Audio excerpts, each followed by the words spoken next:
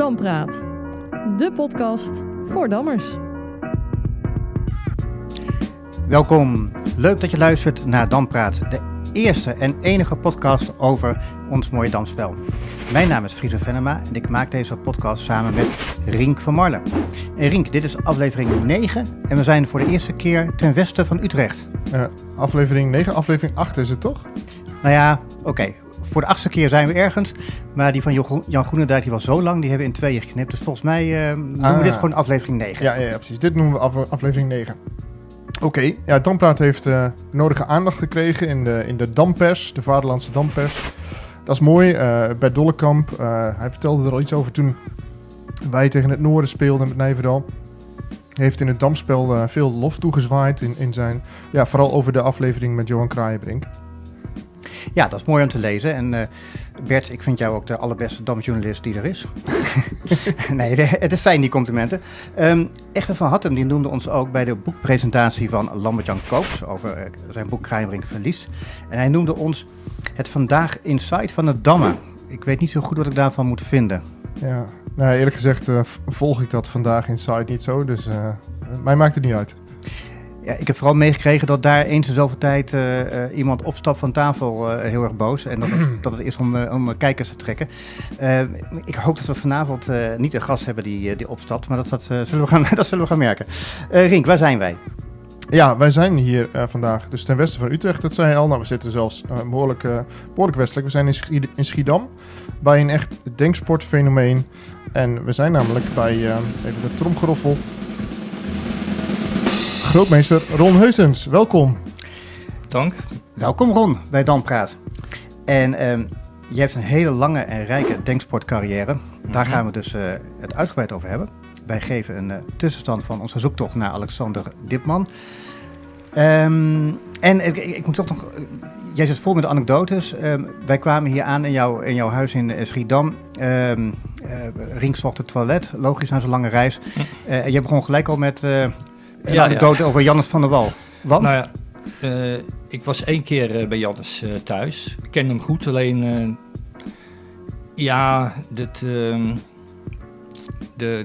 dat het zo verre reizen waren, ben ik eigenlijk ook maar 1 keer bij hem thuis geweest. En toen moest ik dus ook naar het toilet. En ik vroeg waar het toilet was. Hij zegt van, doe die deur. En toen moest ik dus door de tuin, of naar de tuin, want hij had dus geen toilet thuis. En de grote boodschap deed hij in een café in de buurt? Ja, dat zei mevrouw net, ja. Nou, oké, dat kan. Ja. Laten we beginnen met... Overigens mag ik nog eerst even zeggen dat ik het ook heel erg leuk vind dat jullie hier zijn. Dat ik ook dus al die afleveringen, nou niet alle afleveringen van Dampraat heb gezien of gehoord, geluisterd. Ik hoorde eigenlijk pas sinds gisteren geloof ik dat het ook op YouTube te zien is. Maar een ontzettend leuk initiatief. Nou, dankjewel. Mm-hmm. Dat is ook de bedoeling. Mooi. Ja. Mooi. We gaan naar onze vaste opening. De opening in 5 vragen. Precies, 5 vragen. Exact. Ron, hoe ben jij eigenlijk bij het dammen gekomen? Mijn oma die heeft me de spelregels geleerd. En mijn opa van mijn vaders kant, de oma was van moederskant, die kon al een beetje dammen. Ik geloof niet dat hij ooit op een club heeft gezeten, maar daar heb ik dan, tegen hem heb ik gespeeld vanaf mijn 5e, denk ik. En ja, dus hoe ik dus op de club ben gekomen, dat was met schooldammen. Ah, schooldammen. Ja. Oké. In Schiedam ook? Of Rotterdam? Of? Nee, Schiedam. Je bent echt geboren en getogen in Schiedam? Geboren en getogen in Schiedam, ja. Oké. Nou, geboren in Rotterdam, in het ziekenhuis. Maar dus ook gelijk, dat was dan ook dat enige. Dus daarna gelijk naar Schiedam gegaan. Oké, en wie is je favoriete dammer? Tja. Ik denk dat ik meerdere favoriete dammers heb. Ik denk Wiersma toch. Dan. Als ik echt eentje moet kiezen, dan kies ik voor Wiersma. Oké. En de logische vraag is dan waarom? Zo'n randschijvenspel, hij is heel compleet. En ja, hij heeft heel veel nieuwe ideeën ook bijgebracht aan het spel. Ja. Oké. Wat is volgens jou de allermooiste partij uit de damgeschiedenis? Haha. Poeh. Ja. Zal ik mijn eigen partij nemen? Ja, dat mag ook, zeker.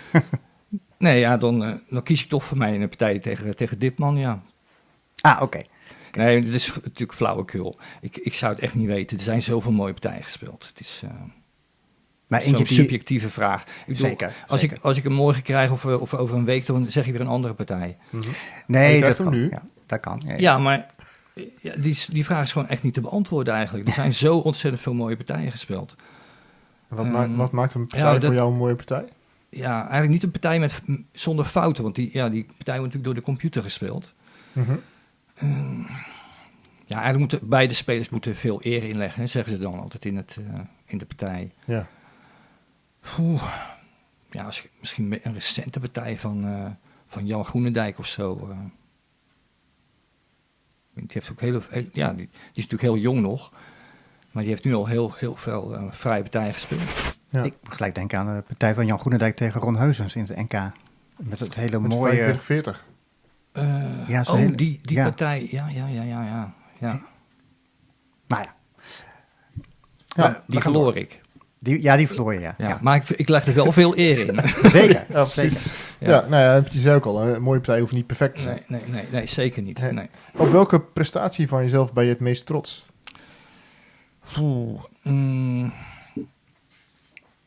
Ja, misschien die denksporttriathlon. Want dat is wat meer uniek dan. Hè.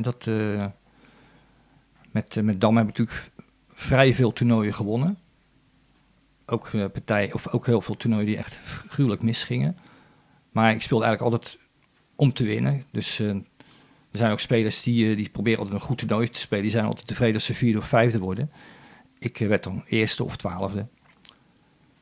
En dat is ook niet goed voor je rating trouwens. Maar want als je dan bijvoorbeeld de laatste 2 ronden zeg maar goed voor een toernooi staat en je probeert echt eerste te worden, dan dan gaat het vaker mis dan dat het goed gaat. Mhm. Maar goed, als het goed gaat, dan word je dus inderdaad kampioen. En daar deed ik het eigenlijk altijd voor. Ja, Denksport triathlon, daar komen we zo meteen op terug. ja zeker. Laatste standaardvraag is, wat is jouw pijnlijkste blunder die je ooit hebt gemaakt? Ja, ik denk een pijnlijkste blunder is misschien wel een jaar of 5 geleden. Toen speelde ik tegen Wouter Sipma. Dat is ook gelijk een hele aardige anekdote trouwens. Misschien dat jullie het weten. Ik zat die partij te spelen. Ik stond van het begin af aan eigenlijk erg goed.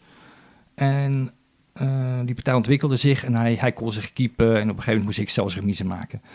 En er zat al een tijdje een bepaalde dreiging in voor hem. Dat ik mocht ik moest even uitkijken dat ik niet ergens inliep.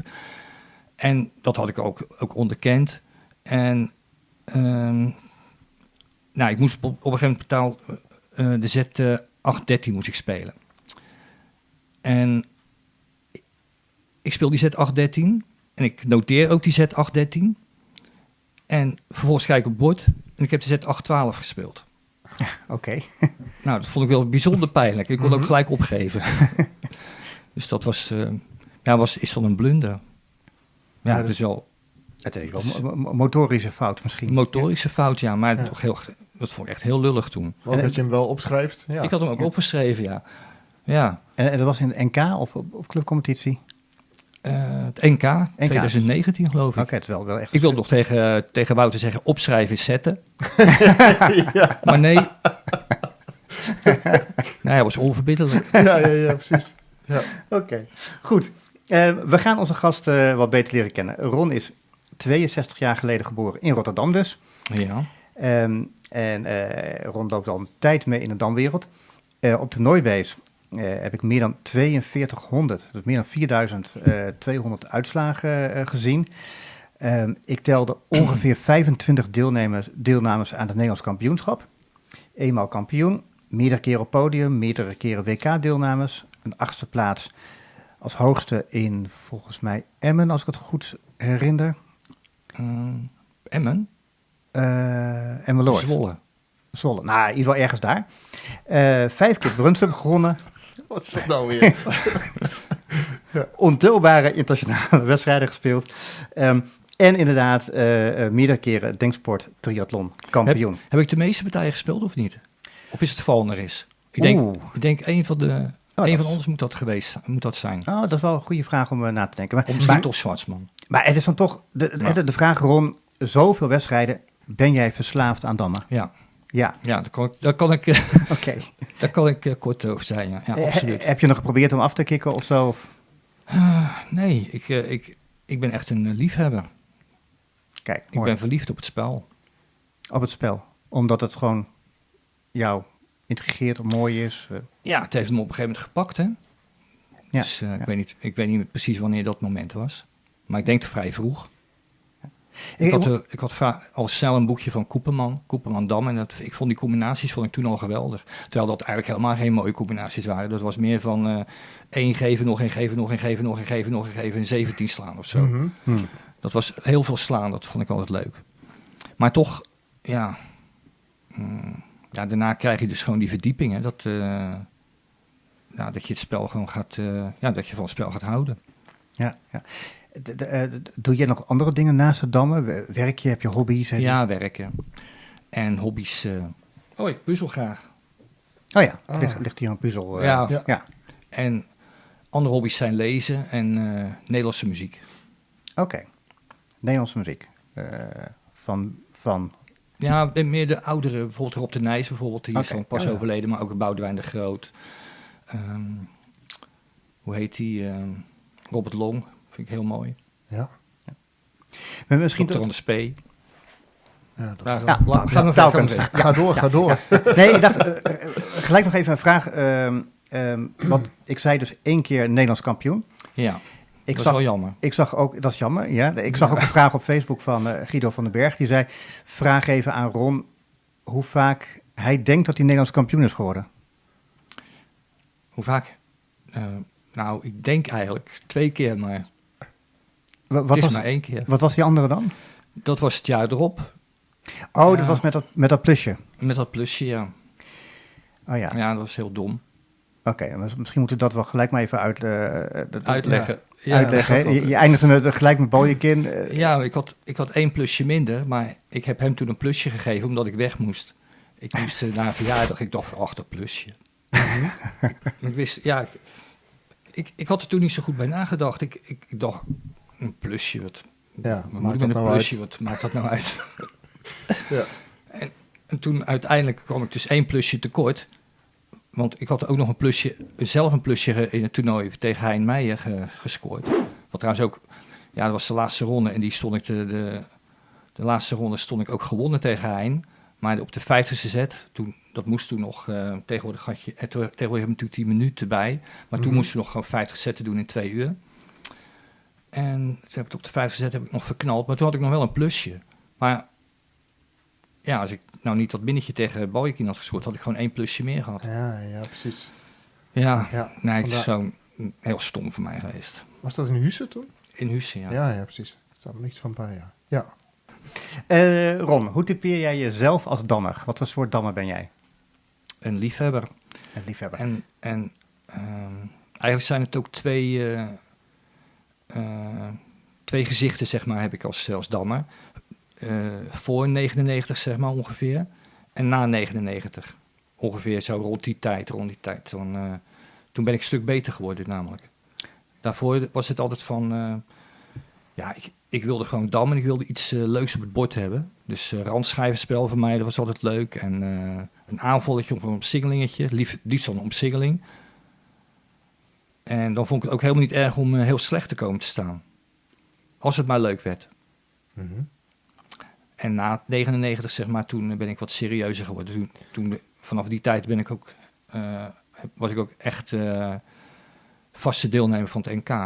Ja. En daarvoor was het sporadisch. Maar is dat met terugwerkende kracht? Je zegt, dat moet ergens in 99 geweest? Of was daar een moment, aanwijsbaar misschien 98, zo. Op een gegeven moment werd ik door Vert de Koning benaderd om Dirkje van Schaik te gaan trainen. En die begon mij vragen te stellen van... waarom moet je in deze stand 8-13 spelen en geen 9-13? Ik denk van... Nooit over nagedacht. Ja. Ja, nou, en over dat soort vragen ga je dan nadenken. En ook rond die tijd mocht er niet meer gerookt worden. Dat was ook heel erg belangrijk voor mij. Dat hielp ook. Ah. Ja, ik weet niet, jullie zijn natuurlijk een stuk jonger dan ik, maar ik weet niet ook of jullie wel eens die momenten hebt gehad van dat je weggeblazen op een zaterdag thuis kwam na een damtoernooi en dat je dan eerst je kleren in de was kon gooien, omdat alles helemaal doorrookt was. Of, ik heb wel eens tegen Bronsring gezeten inderdaad, die natuurlijk de ene sigaar en de andere sigaar opstak. Nou, dan dan ken je Ruud Palmer nog niet. Mhm. Ik bedoel, dan moest je tegen Ruud Palmer spelen en dan legde hij 3 pakjes sigaretten naast zijn bord. En dan dacht je van, oh jee, na 3 uur dan begon je gewoon te tranen. Dat is, maar goed, op een gegeven moment mocht het dus niet meer gerookt worden. En toen ben ik echt een stuk beter gaan spelen. Oké, nou. En ook dus door die door die vragen van Dickje van Schijf. Ja. Ja. Dan ben ik dus echt, maar toen ben ik dus echt heb ik ook echt de knop omgezet van ik wil nu goed spelen in plaats van leuk. Ja, maar je zei wel net al, je gaat altijd voor de winst, dus jij wordt dan eerste in het toernooi of 12e. Als je natuurlijk nuanceert, hè. Maar, ja, nee, natuurlijk. Maar jij staat wel bekend als iemand met de pieken en dalen. Ja, zeker. Jij kan fantastische partijen op de mat leggen. En soms dan ook een week later dat je denkt van, ja. Hoe kan dat? Misschien een beetje psychologie nu hoor, maar... Ja, daar was Sven Winkel voor nodig. Ja. Waar ik trouwens ook hele goede contacten mee heb. En die heeft mij wel als psycholoog ook begeleid. Ik denk ook dat we die vragen wel eens hebben behandeld, zeg maar. Maar ja, hoe kan dat? Tja, ik denk dat het toch zo is dat ik...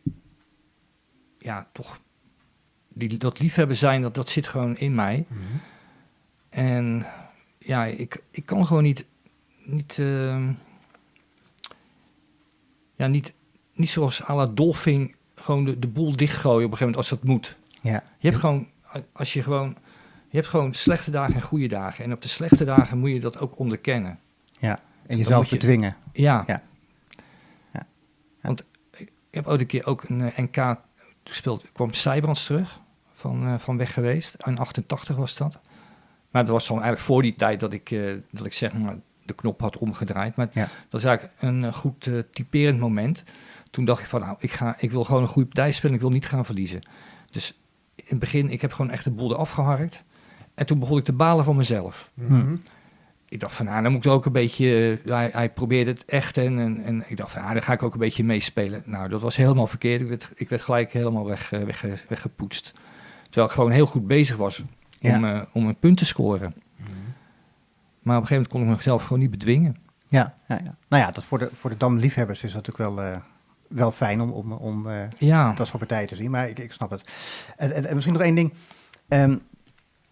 Heb jij nou een pokerface of is het echt? Want als je naar Ron Heusens kijkt tijdens de partij, dan zie je heel veel. Ik heb juist geen pokerface lijkbaar op. Nee, precies. Mijn gezicht is een open doek. Ja, maar ik vraag me ook wel eens af van, joh, is het nou gespeeld? Nee, absoluut niet. Nee, want misschien heb ik het... Leg het misschien af en toe een beetje te dik bovenop, maar nee, het is niet gespeeld. Het is niet gespeeld, oké. Nee. Ja, het is zo mooi, wat je net zei, ik ben zo echt liefhebber. Ja. Dat is het woord passie, past daar aan bij. Ja, we zitten natuurlijk net in de paastijd en dan is passie. Passie wordt ook wel als in Duits is dat volgens mij Leidenschaft, het idee van het lijden. Dat ik ook wel het idee heb dat je bij jou ook altijd wel kunt zien dat je in een partij ook wel een bepaald lijden hebt of zo. Ja, dat misschien wel, ja. Dat die passie hem ook echt zit in het maar jezelf helemaal in die partij gooien. Ja, dat zeker, ja. Maar het is wel echt dat ik... Ja, het is wel lijden met een... hoe zeg je dat? Met een lange ei bedoel je dat? Of wat? Nee. Met de hoofdletter L? Of met een... Ik bedoel, lijden, gepassioneerd lijden. Ja, precies. Ja, waar je ook voor kiest of waar je ook van houdt. Waar je van houdt, Ja. Dus, afzien. Wat je graag opziet. Net zoals iemand die een marathon gaat lopen. Die ook bij de finish zegt, dat doe ik nooit weer. En dan even later zich inschrijft. Ja. Mm-hmm. Dus als het gaat om die pieken en dalen. We hebben in 2008 Toen werd je Nederlands kampioen in Emmeloord. Mhm. En toen had je ook 2 nederlagen in dat toernooi. Ja. Tegen Baljakin en tegen Meijer. Ja, maar tegen Baljakin telt eigenlijk niet, want toen was ik al kampioen. Dus die partij moest toen nog gespeeld worden.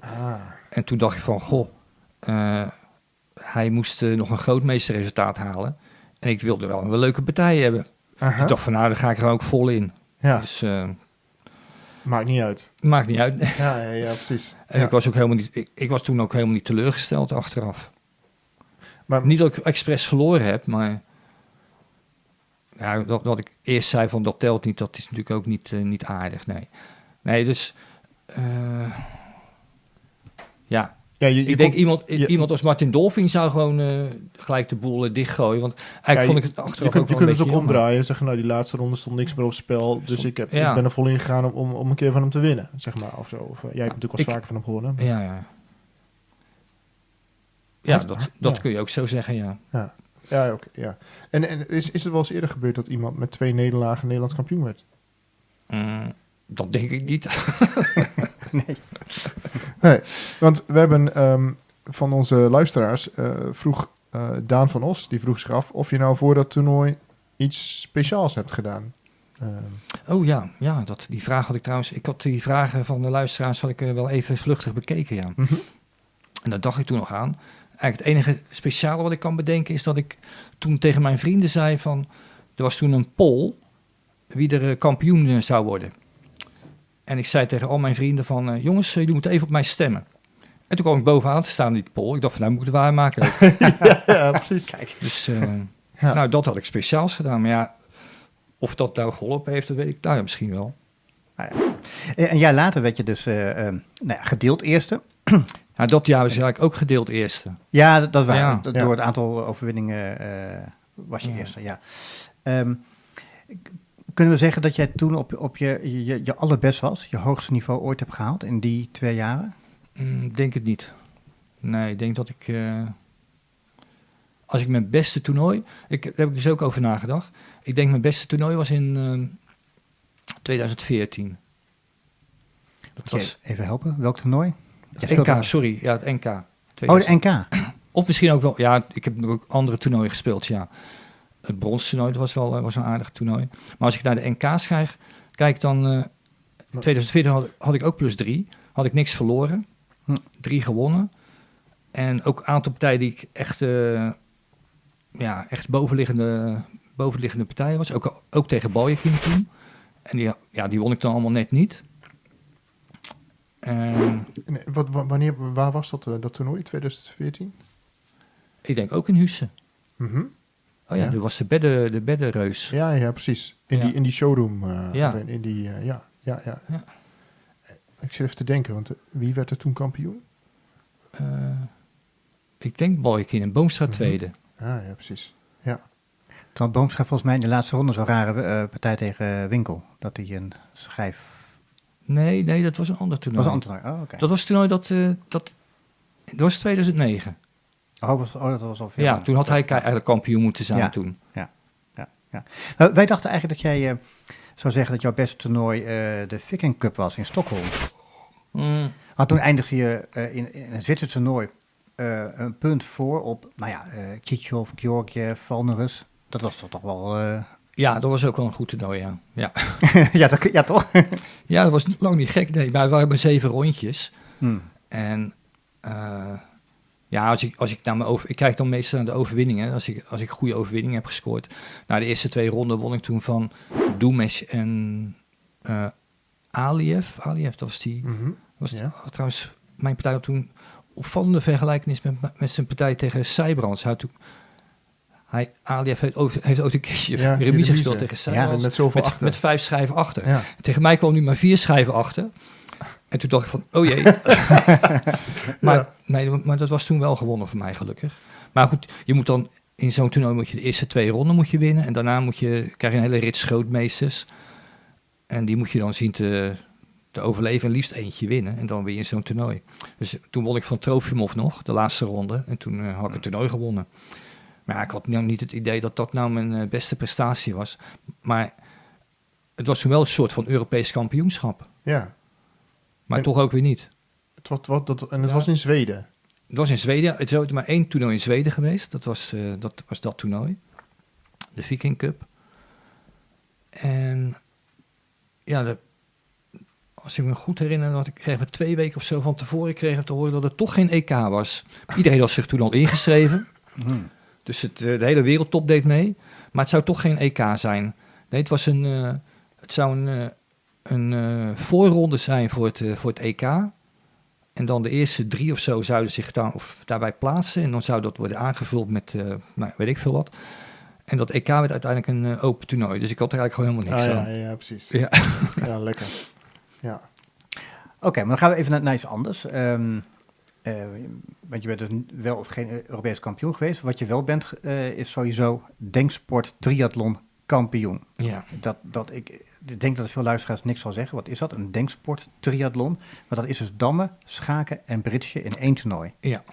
En jij bent echt de beste van Nederland, want je bent meerdere keren kampioen geweest, toch? Ja, we hebben op de kast hebben we een paar van die bokalen zien staan. Ja, de denken van Rodin. Ja, maar er stonden er echt wel 5 of 6 of zo. Wat, Dag 4. 4? Maar ik heb ze op een gegeven moment ze weggegeven. Dus er staat er eentje bij mijn zus, er staat er eentje bij Rob Klerk. Eentje bij Rob Klerk. Nou, die deed ook mee met dat. Die zei van, ik wil er ook alleen. Die deed ook mee met die denksport triathlon. Maar ja, die kan niet schaken. Oh, oké. Dus je moet wel alle 3 kunnen natuurlijk. Of in ieder geval een beetje. Ja. Maar wordt dit nog gehouden, dit kampioenschap? Want ik heb eigenlijk nooit van gehoord. Nou, ik heb gehoord dat... wie is ook weer de voorzitter van de KNB? Frans de Jonge? Ja, Frans de Jonge. Ik dacht dat ze het weer wilden gaan houden. Maar het is inderdaad al de hele tijd niet gespeeld, nee. Ja, kwam waarschijnlijk omdat het altijd dezelfde was. En toen hebben ze gedacht van dezelfde die kampioen werd. Ja. Toen zijn ze op een gegeven moment mee gestopt. Maar wat is dan... je bent een hele goede dammer, grootmeester. Wat is jouw niveau dan in het schaken en bridge? Ja, met schaken denk ik dat ik vroeger een goede hoofdklasse was. Oké. En met bridge misschien idem. Maar met bridge had ik nooit een goede partner, want ik wilde nooit op zaterdag spelen. Dus omdat ik dan moest dammen. Ja, precies. Ja. En qua concurrentie? Concurrentie was Jannes. Ja. En Erik Hoeksema, dat was een hele goede schaker. Ja, die ook in de bondscompetitie gedamd heeft. Ja, die had wel een behoorlijke rating ook met dammen. Ja. En ja, je moet het eigenlijk alle 3 kunnen natuurlijk. Hè? Dus het is ook niet echt misschien een hele geweldige prestatie. Het is... Het is blijkbaar zo moeilijk dat mensen zich er niet massaal aan wagen. Nee, maar het is natuurlijk met een handjevol mensen wat het alle 3 doet. En je moet het inderdaad alle 3 kunnen om goed te kunnen presteren. Ja. En wie is dan historisch gezien volgens jou de beste denksport triatleet? Want Gestem, die is wereldkampioen dammen geweest. Oh ja, ik kan mezelf natuurlijk niet de beste noemen. Dat is uiteraard Gestem. Ja, want die is wereldkampioen dammen geweest. Wereldkampioen bridge. Er is ook nog een conventie naar hem genoemd. Of een conventie? Nee, ik zeg... Ja, ik ben bang dat ik het verkeerde woord zeg. Een doorstoot? Nee. Hoe heet zoiets nou, joh? Een conventie? Een conventie? Nee, iets... Wat bijvoorbeeld met dam heeft bijvoorbeeld een setje van Reichenbach of zo. Een combinatie. Ja, het is ook geen combinatie. Het is een bepaalde bridge term. Je kunt een gestem je kunt gesten met bridge. Dan dus moet je een bepaald bot doen en dan dat is dan de gestem. Ja. En wat bieding misschien. Waarom heb je uiteindelijk, want als je ze allemaal goed kunt, waarom heb je uiteindelijk voor dammen gekozen? Dan ben ik mee begonnen. En ja, goed. Schaken, dat vind ik gewoon een beetje te arbitrair. Al die verschillende poppen. En het is gewoon geen zuiver spel, vond ik. Wel leuk op zich. Maar ja, je kunt net zo goed 6 paarden in 3 lopers in het spel betrekken. Maar en bridge, dat is een teamsport. En Ik wil het liever alleen doen. Ja. Nee. Ja, want Ben je niet afhankelijk van je... Nee. Van je maar je hebt natuurlijk wel... Jannes ging op een gegeven moment meer schaken dan dammen. Ja, dat We klopt. hebben ook wat met Georgiev gezien. Die was toen in Nijmegen. Die was ook altijd, als hij tussen de partijen door iets anders doen was hij aan het schaken. Mhm. Maar bij jou is het toch echt wel het dammen dat overheerst. Ja, zeker. Ja, dam is ook universeel. Hè. Dus als je denk ik... stel heelalwijd, dan denk ik dat dam misschien wel het meest gespeelde spel is. Dan bedoel ik dus niet wereldwijd, maar echt heelalwijd. Stel er is nog leven op andere planeten, dan zullen ze eerder het damspel gaan uitvinden dan het schaakspel. Ja, zo. Ja. omdat de regels makkelijker zijn en... Logischer. Nee, ik heb al gezegd, waarom moeten die stukken van dat schaken, Ja, dat is- 2 torens, 2 paarden, 2 lopers, een koning en een koningin, Ja, dat is waar volstrekt is dat voor arbitrair. nodig? Ja. En als je goed bent in allerlei varianten, dan zou je kunnen zeggen dat je bijvoorbeeld in Friesdam ook wel goed zou zijn. Ja, maar ik heb nooit andere varianten gedaan met dammen, dus... Nee. dus Maar ik bedoel even andere varianten, bedoel ik dat je ook andere ik heb denksportvarianten... een keer tegen die wereldkampioen gespeeld. Hoe heet hij nou? Nou ja, geen idee. Maar toen had ik remise met Friesdam. Maar dat was Wallinga, ja. Ja. Misschien. Ja, maar dat was echt volkomen per ongeluk, hoor. Oké. Maar een andere variant, dat kun je ook heel goed, namelijk blindammen. Er is 1 keer een wereldkampioenschap blindammen geweest Ja. in Schiedam. Mhm. En daar heb jij het brons veroverd. En onder jou eindigde Klerk, Tjitsov, Wiersma, Gantwarg. Mhm. Wat maakt het dat jij zo goed bent in blindammen? En Was maar 1 partij, hè. En dus als we aan blindammen denken we natuurlijk aan Prosman en Sijbrands. Ja, zo. Ja. Nou, dit was gewoon 1 partij. En als je dus maar lang genoeg... Want we mochten ook een bordje erbij houden. Dus een leeg bord. En dus moet je even hier hebben we een bordje. Mhm. Dan moet je dus schrijven er weghalen. Dan kon je dus naar het bord kijken. En als je daar maar lang genoeg naar staarde... Althans, het was bij mij zo. Ja. Dan ging ik vanzelf de schrijven zien. Ja, dan projecteer je die stand daarop. Ja. Dus volgens mij, zonder zo'n bord... dan kan ik helemaal niet blindammen. Nee, maar je deed wel beter dan anderen bijvoorbeeld. Ik hè? deed het beste eigenlijk, want ik had geen fout gemaakt. Ja, Ik was de enige die geen enkele fout had gemaakt. Dus je mocht per partij geloof ik 2 of 3 fouten maken. En als je zeg maar 2 of... denk als bij de derde fout had je echt de partij verloren. Ja, en het was ook vrij snel. Het was Rapid-dammen of zo? Nee, nou... Ik denk nog iets van 3 uur gezamenlijk voor de hele partij oké. hadden. Niet heel snel, maar ook niet heel langzaam. Want ik heb het niet allemaal nagespeeld, maar ik zag jouw overwinning op Samp. Dat was gewoon een goede overwinning. En Ja. overwinning op Tjitsov, daar ging iets mis bij hem of zo? Hij gaf de schijf weg, dacht ik, of niet? Nou, dat was heel grappig. Weer een anekdote. Nou, jullie wilden anekdotes horen. Zeker, Ja, graag. zeker. Nou, ik zit zo tegen Tjitsov te spelen. En er zat bij ieder bord zat natuurlijk iemand bij die de notatie moest bijhouden. In dit geval is Peter Landsbergen. En ik zit zo te spelen tegen hem. En hij doet op een gegeven moment een zet. En ik denk van, ik kan naar dam slaan. Dat was de zet 35 x 44. Dat is bijna op dam. En daar konden wij mij ook niet meer van afhouden. En ik denk van, verdorie. Ik heb de stand niet goed voor me. Ja. En ik de hele partij in mijn hoofd weer afspelen. 3 of 4 keer. En ik kom elke keer weer bij die stand uit. Dat ik moet toch echt slaan. Ja. Ik denk van, weet je wat. Ik sla wel en dan krijg ik te horen dat ik een fout maak. En dan zien we daarna wel weer verder. Dus die moesten dan de zetten moest je op een briefje schrijven. En die moest hij dan aan Peter Landsbergen geven. En dan gaf Peter Landsbergen dat briefje dan aan Tjitsov. Ah, oké. Ja. En dan, en dan weer andersom. En dan kreeg je weer een briefje terug. Mhm. Dus ik dacht van, in godsnaam dan maar van, ik schrijf die zet op, 35 x 44. Ik geef hem aan Peter Landsbergen, die dat briefje aan Tjitsov geeft. Ik kijk naar Tjitsov. Tjitsov, die trekt een beetje wit weg, of het lijkt bleek. Ik denk van, mooi. Dus had ik het toch goed. Dus Mhm.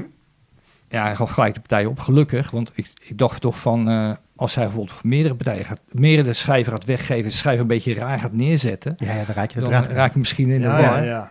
Ja. Maar Hey, wat gebeurde er dat toernooi eigenlijk met Wiersma? Want die speelde ja, die had een lekker band, ja. een lekker band. Zo zei hij zelf. Oké, want hij had een paar remises en toen kon hij tegen Georgiev, die verloor die. Ja, 2 keer. Oh, 2 keer. Ja, hij verloor het was ook nog Rapid Dammen en de 's ochtends en Blind Dammen 's middags. Ah, oké. En hij verloor ze allebei. En ik weet eigenlijk alleen nog, hij zei zelf dat hij een lekker band had, maar waarom dat nou ook alweer was? Figuurlijk neem ik aan. Ja, Ja. zei. Er ging Maar- iets, misschien dat hij was niet eens met Georgiev dat hij door zat te spelen, of geloof ik. En zoiets, want daarna is hij uit het toernooi gestapt. Hij is uit het toernooi gestapt, ja. Daar zijn de mensen nu nog boos over in Schiedam. Ja, want hij was ook wel een publiekstrekker. Ja. Ja, dat was heel erg vervelend, ook voor de sponsor. Ja. Ja. Oké, maar dat was dus zoiets. Ja, Ja. Het was, ik denk dat Georgiev door zat te spelen in een remisestand in dat sneldam en dat hij zich toen vergiste of zo. En toen verloor nog. En toen, oké. Ja. Ja. Oké. Oké, laten we even weer teruggaan naar 2025. Ja. Wat ga je in de laatste week van augustus doen? Doe je op Brunsum? Nee, de laatste week van augustus. Ja, we moeten het even toch erover hebben. Want je hebt je voor het eerst sinds mensenheugenis niet geplaatst voor het NK. Oh, dat is dan het NK. Aha. Ja, en de halve finales, als je die van afstand volgt, dan denk je misschien, nou, we moeten ons zorgen maken. Of is het volgend jaar gewoon weer heusens plaatst zich? Ja, kijk, het is natuurlijk altijd zo van, elke keer is het weer de vraag van, is het incidenteel of wordt het nu toch structureel? Ja, ik weet het niet. Ik denk, jullie bedoelen natuurlijk de halve finale, dit was voor mij desastreus verlopen dit jaar. Ja. Ja, er zijn een aantal dingen privé gebeurd. Vorig jaar 2 goede vrienden overleden. Maar ik denk dat het niet was. Ik denk, ik liep ergens in januari, liep ik met de hond. En toen vroor het. En ik liep langs huizen. En daarvoor het niet. En toen kwam ik bij een opene vlakte. En daarvoor het dus wel. En ik had het helemaal niet in de gaten. En ik glij uit. Ik val achterover met mijn hoofd op de stenen. En dat heeft misschien toch erin gehakt, denk ik. Hoop ik. Ja, Dat het dat is. Een soort hersenschudding of zo. Ik ben zo even 2-3 minuten knock-out, ja. De hond kwam gelijk naar me toe. Ja.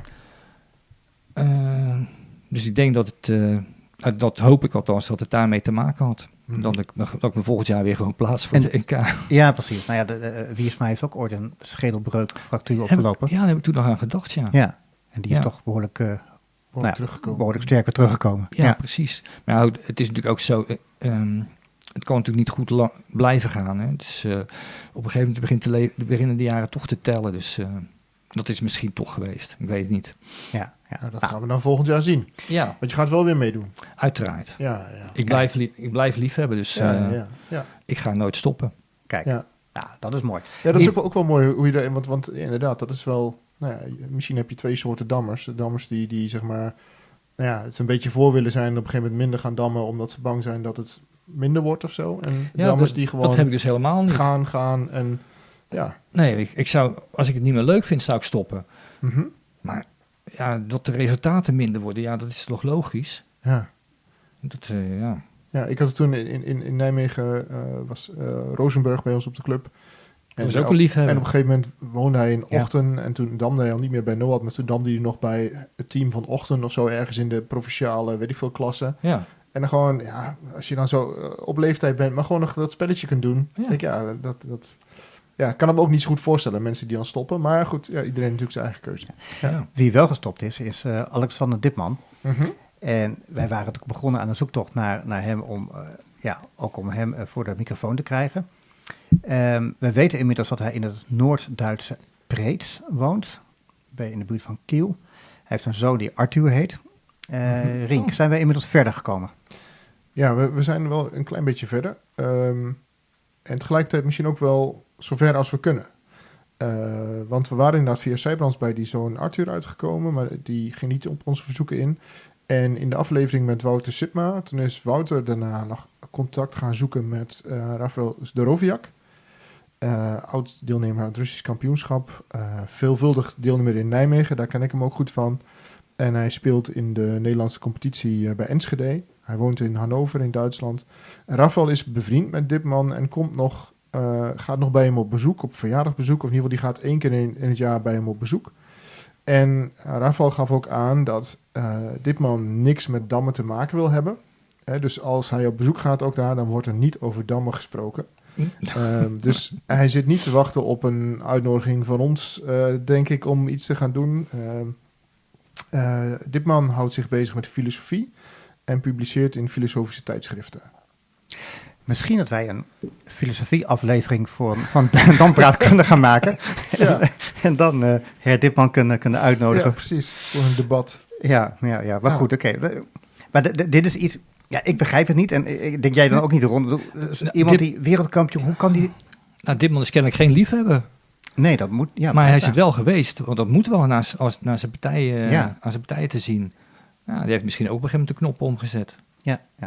Jouw ervaringen met Dipman, want jullie zijn ongeveer even oud, toch? Je zijn generatiegenoten en hebben jeugd-WK's gespeeld. Ja. Volgens mij heb je 3 keer tegen hem gespeeld. Je hebt het opgezocht. Ja, wij doen ons research. Volgens toernooibeest heb je 3 keer... Ja, precies. 1 keer een gewone remise. 1 keer, moet ik zeggen, echt wel een hele mooie overwinning van Dipman op jou. Bij jeugd-WK. Bij het jeugd-WK. Ja, maar toen was ik natuurlijk... 1981. 1981. Ja, wat voor 1999. Dat klopt. Dat sowieso. Maar ook wat die jongens voor training kregen. Mijn training, dat bestond uit training van Wim Vrijland en Tini Maus. Niets ten nadele van die mensen, maar het waren geen grootmeesters. Nee. Ja, dus het was een wereld van verschil. Ja, maar toch wel waard om die partij na te spelen. Ja. Ik vond het best mooi. Maar jij hebt natuurlijk wel een naam gemaakt met jouw partij in het heitingstoernooi tegen Dipman. Een open Bonaar. Ja. Je moet maar durven tegen Dipman. En een fantastische slagzet. Ja, ik zeg al, ik was een liefhebber toen, maar ook een liefhebber die totaal niet bang was om te verliezen. En ik zocht de randen van het spel op. En ja, die combinatie, dat was ook weer een anekdote natuurlijk. Ja. Hij had de hele partij iets van, nog geen half uur gebruikt. En je krijgt 2 uur voor de eerste 50 zetten. En ik zat op een gegeven moment al, ik was in ieder geval met mijn laatste half uurtje bezig. En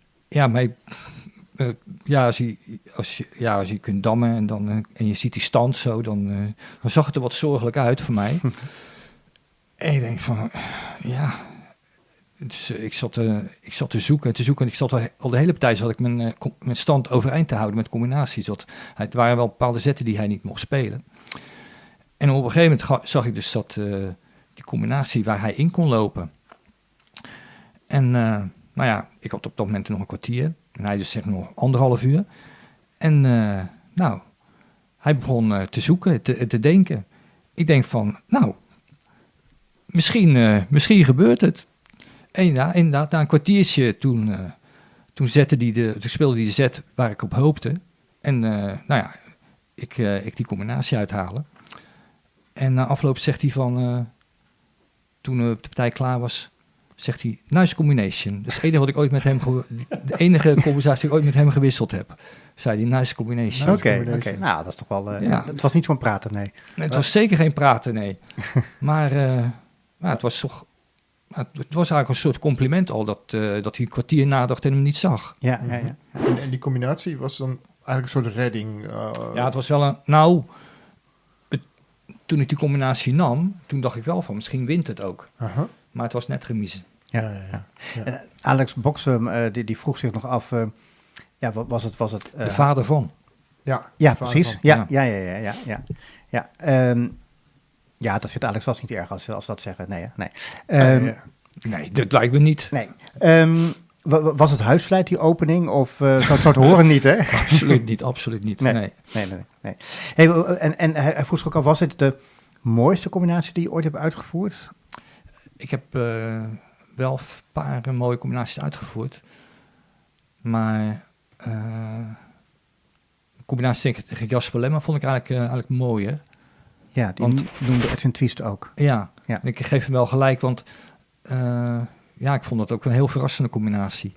Ja. En er zit eigenlijk een dubbele combinatie in. Want als hij op de ene manier naar Dam slaat, dan heb je een...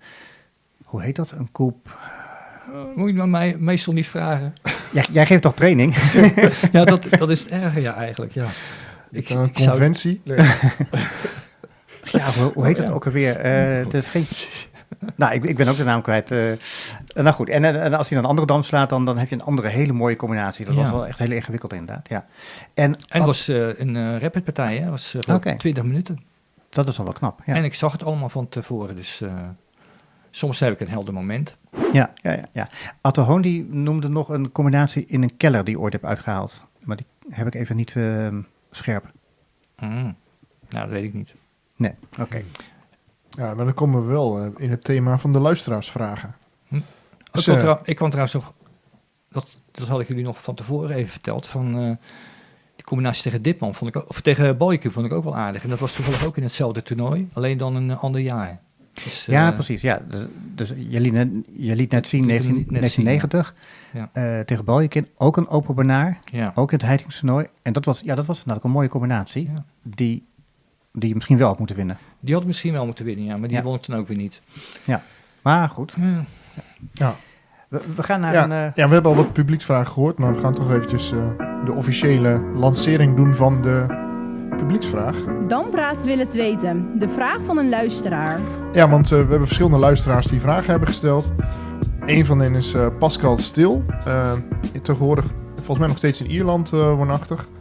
En Pascal vraagt of je het ziet gebeuren dat de dubbele rondes verdwijnen.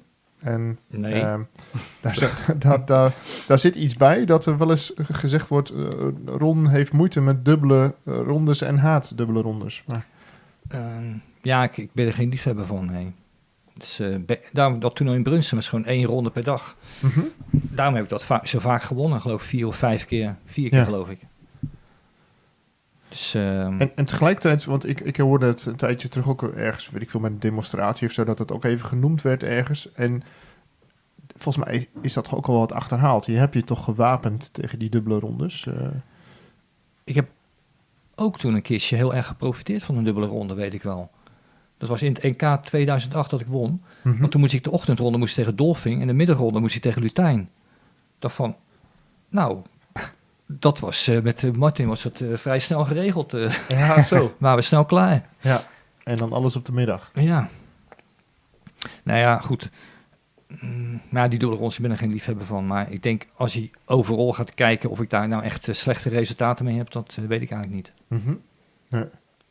Nou, nee, precies maar. Als ik naar jou kijk, Rink, volgens mij heb jij toch wel eens een keertje een goed resultaat gehaald in een dubbele ronde. Ik heb 1 keer in de middagronde in Nijmegen heb ik een goed resultaat tegen Ron gehaald. Oh, ja, daar werd ik toen geplaagd mee door Kees Thijssen. Uh-huh. Dat ik had verloren van Rink Marl uit Balkbrug, ja. Ja, precies. Kees die had dat nog van zijn NK junioren of zo in de voorbereiding. Een stukje van Nikila of zo. Ja.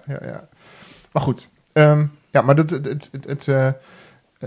mogen we zeggen dat dubbele ronde idee, dat we dat niet meer met jou moeten associëren, dat je daar gewoon tegen gewapend hebt. Dus want ze zullen niet verdwijnen, zeg je inderdaad al. Nee, de halve finale zijn ook altijd dubbele ronde, dus het valt wel mee hoor. Ja, okay. Precies. Alleen dit jaar dan niet, maar...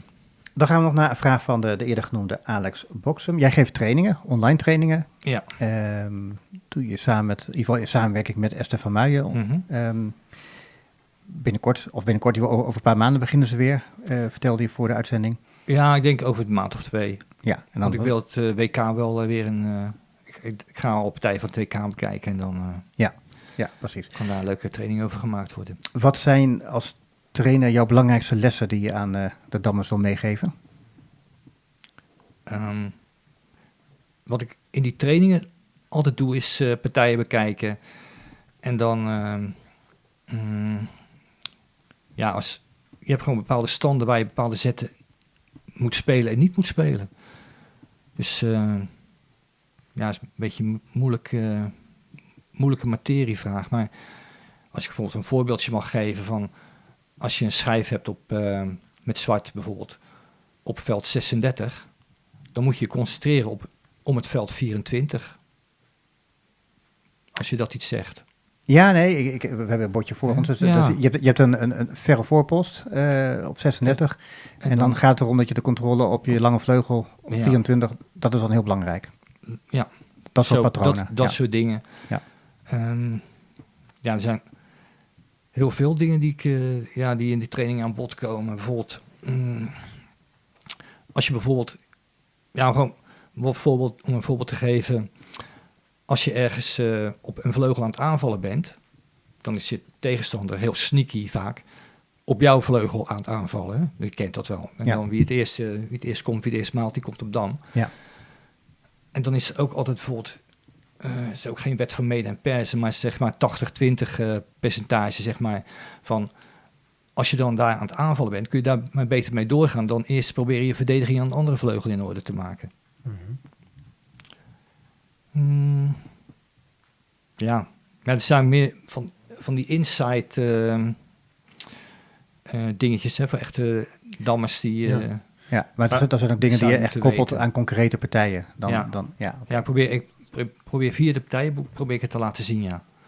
En als nou iemand thuis zit te luisteren en die zit te twijfelen van, nou, moet ik eens een keer meedoen met zo'n training?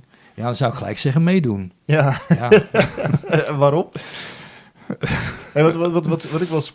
gezellig, hè? Met die training, het is niet een quick win, als in ik heb nu een training gedaan en ik heb nu, nu gaan we dat eens even allemaal zo doen. Nee, het is meer van ook, het moet leuk zijn natuurlijk. Mm-hmm. Maar ik denk ook, dat begrijp ik dan vaak weer niet van dammers ten opzichte van schakers. Schakers hebben bijna allemaal, ook zwak ze ook zijn, hebben ze bepaalde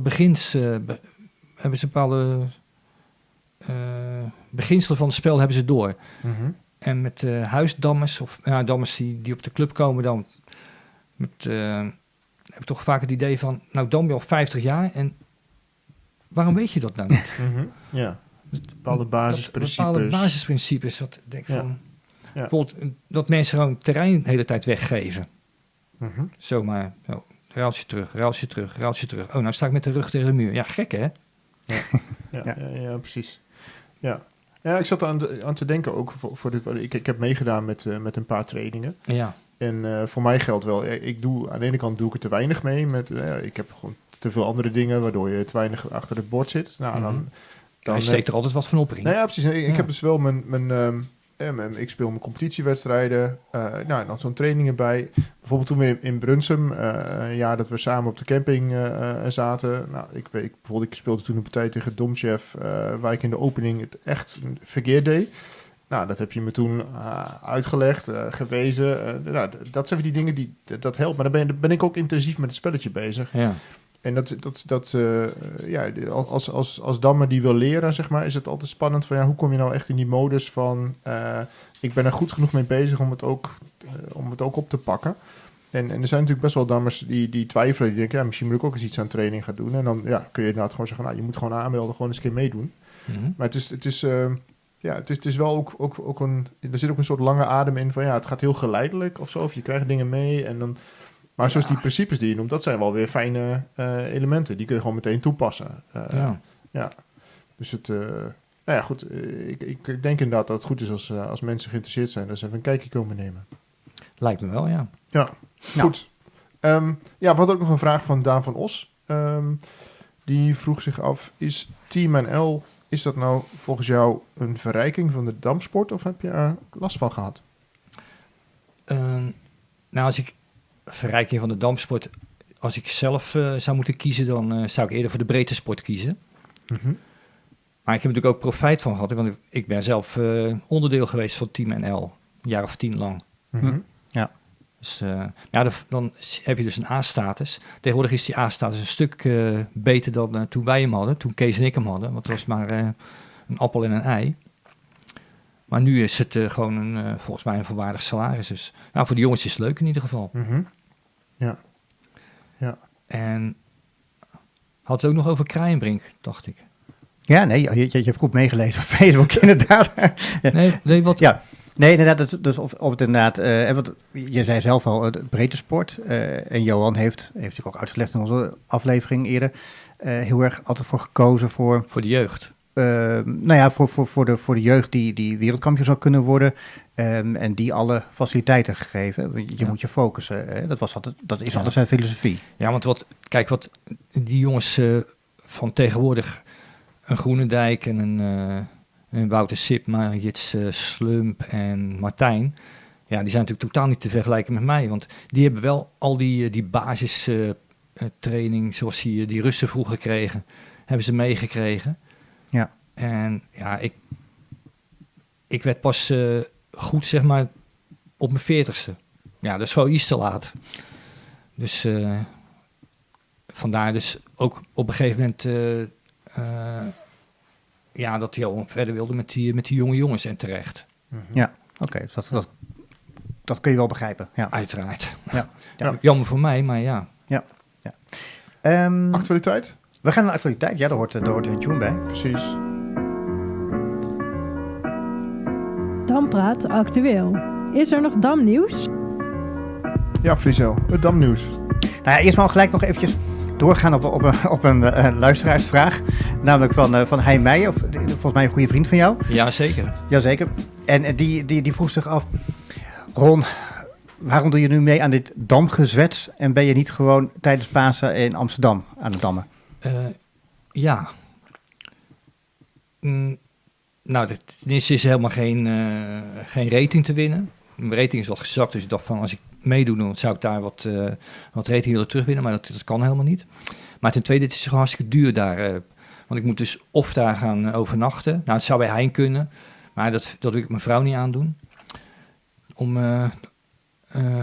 hele dagen en nachten weg te blijven. Of ik moet met de auto op en neer. Maar ja, dan betaal je, weet ik veel hoeveel aan parkeren. €7,50 per uur of zo. En de partij duurt een uurtje of 4. En nu horen we niet de liefhebber aan het woord. Nou, zuinige. Dammers zijn zuinig. De zuinige liefhebber. Dammers zijn ook zuinig. En dus met de vraag of je auto heel terugkrijgt uit Amsterdam. Precies. Nee, het is, Want ik vond het niet. Nou, ik vond het gewoon geen aantrekkelijk toernooi. Hein zei van toch geen aantrekkelijke voorwaarden. Oké, ik hint nog even op een anekdote van een eerder paastoernooi. Ja, inderdaad. Ja, het laatste paastoernooi was ik ineens mijn auto kwijt. Nou ja, mijn deur. En hoe kwam dat? Ik weet niet of je zijn naam mag noemen, omdat het Edwin de Jager is. Nee, we noemen zijn naam niet. NK-finalist. NK-finalist, inderdaad. Mm-hmm. Nee, ja, hij zat naast mij en toen ik geparkeerd had, deed hij zijn deur open. Maar had beter eerst even kunnen kijken. Toen was ik mijn deur kwijt. Oh. Ja. Goed, oké. We zitten dus wel in het paasweekend nu.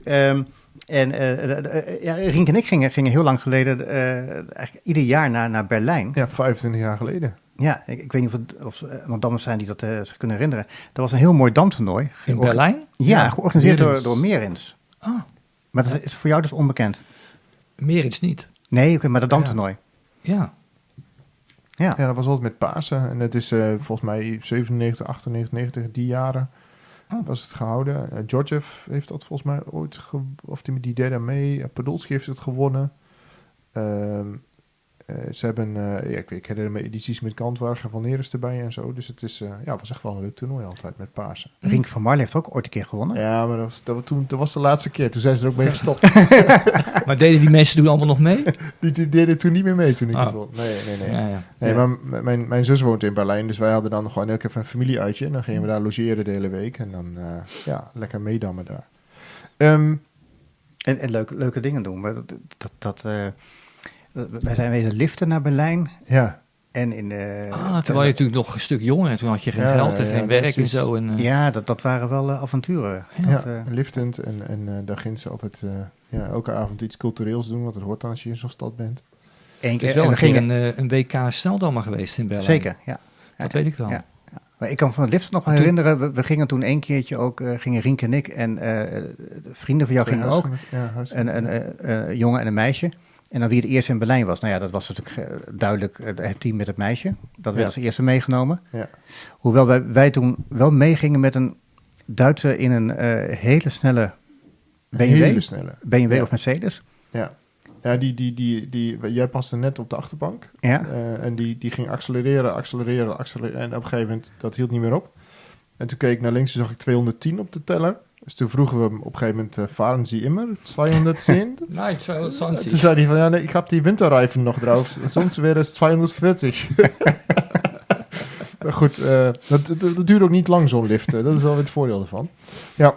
Maar goed, dan nog even terug naar Paasetocht in Amsterdam. Doe je dat niet mee. Wordt georganiseerd door jouw goede vriend Hein Meijer. Ja. En in Kortrijk, EK in België, lagen jullie volgens mij op 1 kamer. Dacht ik. Toch? Ja. Ja. Voor de luisteraars, we zien nu een fronsende Ron Heustens. Nee, ik vroeg me gewoon af van, niet dat ik dan wil weten wat er dan s'avonds allemaal gebeurt, maar ik vroeg gewoon af, slapen jullie überhaupt nog? Want het zijn dan 2 liefhebbers die dan 2 dampartijen hebben gespeeld op zo'n dag.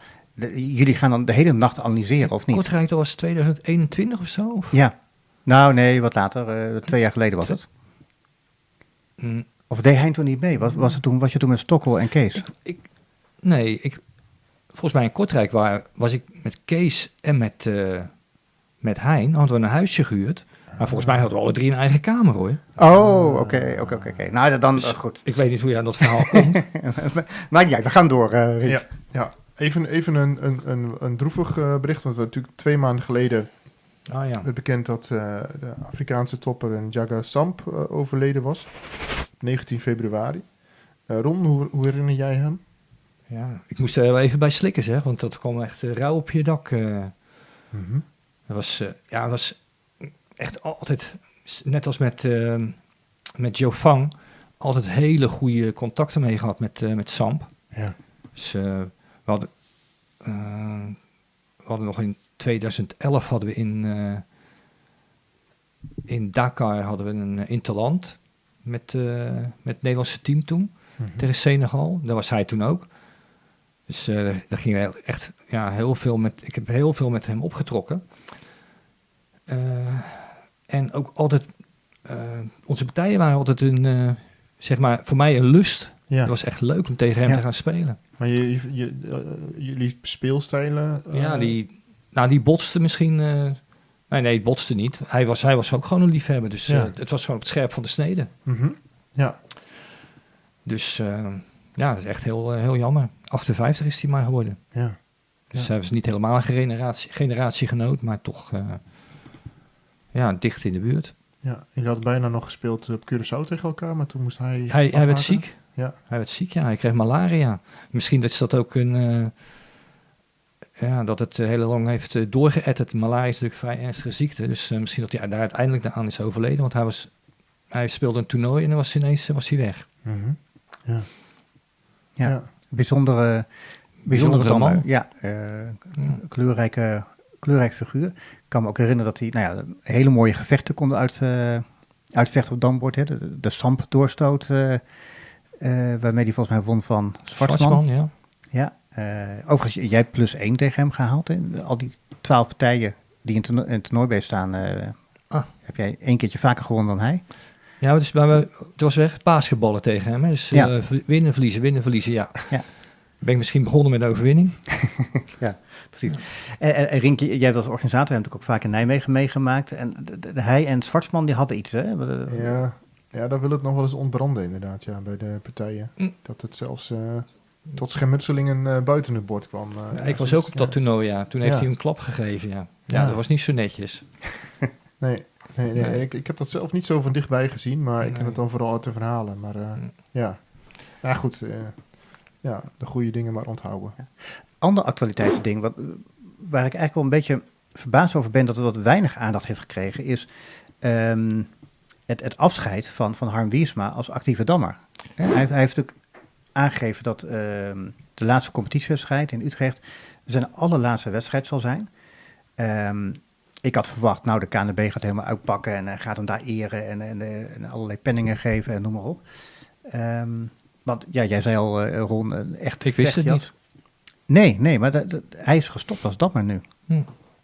Dat vind ik al eigenlijk... hij heeft zoveel mooie partijen gespeeld, maar eigenlijk ook alweer heel jammer. En jij had hem nog bijna te pakken dit jaar. Maar uiteindelijk hij mij. Ja, maar dat was het wel echt een voorbeeld van een prachtige partij waarin jij goed staat. Hij gaat misschien wel iets te ver. Ja, en ik verlies door een 2-2. Nou, dat was echt heel erg. Als je daar nog aan terugdenkt.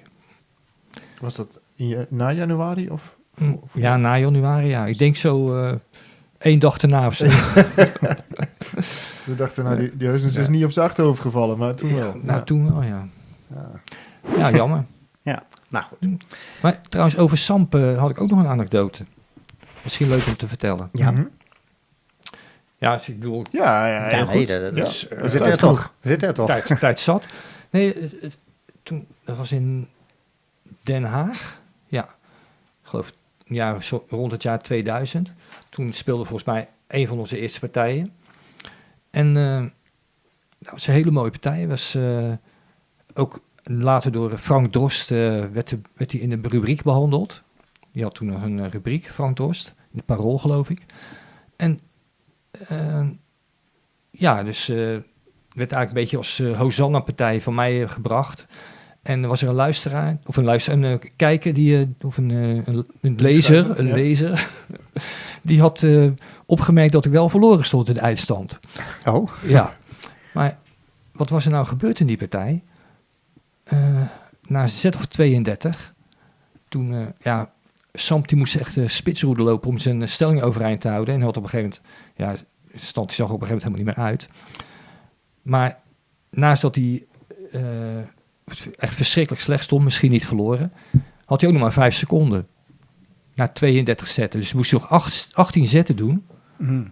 Dus het was toen ook nog niet zo lang geleden waren toen die digitale klokken ingevoerd. Mhm. Dus ik zit zo naar die klok te kijken. Ik zie 5 seconden op de klok. Ik denk van, wat is dit nou? Ja. Ja, hij moet nog 18 zetten doen. Ik denk van, dat is volgens mij fysiek onmogelijk. Ja. Dus ik denk van, ik doe maar eens een paar zetten. Dus ik deed een paar zetten en ik zeg vlag. Nou, op dat moment stond ik dus verloren. Ja. Dus, Als ik gewoon toen een beetje normale zetten had gespeeld, dan ja, dat was niet nodig. Nee, het was niet nodig inderdaad. Maar 18 zetten in 5 seconden, ja. Ja. Maar zo was Samp. Ja. Dat vond ik kennelijk precies. leuk. Ja. En Samp, Afrika, Kameroen is het WK dit jaar. Ja. Ga jij daar in actie komen? Geen idee. Want er is van alles open, of in ieder geval er zijn berichten over dat de spelers niet komen en de ruimte is? Of? Ik wacht tot ik op de lijst sta. Mhm. En als ik op de lijst kom te staan, dan wil ik wel meedoen. Ja. Maar voorlopig sta ik niet op de lijst, dus. Nou, er zijn 40 deelnemers, geloof ik. 48. 48 zelfs. Ja. Oh jeetje, ja. Ja, goed. Als ik daarheen zou gaan, dan ben ik natuurlijk geen kanshebber. Wie is wel de kans hebben? Ja, op zich de Groenendijk natuurlijk, de wereldkampioen. Ja, het hele team KNDB natuurlijk, Jitse. En Nikkei zal weer kans hebben zijn. Schwarzman doet niet mee, maar voor anderen is er altijd kans hebben. Ja. Oh, Adse natuurlijk. Die speelt natuurlijk een thuiswedstrijd. Ja, ik denk ik hoop op een Afrikaanse wereldkampioen. Je Dat hoopt zou op een Afrikaanse wereldkampioen. Oké. Ja, dat zou wel leuk zijn, toch? Ja. Oké. Dan gaan we daarmee mee afsluiten. We gaan met z'n allen kijken naar het WK. Mhm. En Ron doet wel of niet mee. En als je wel meedoet, dan zijn we in ieder geval verzekerd van een aantal hele mooie partijen. Want jij blijft liefhebben.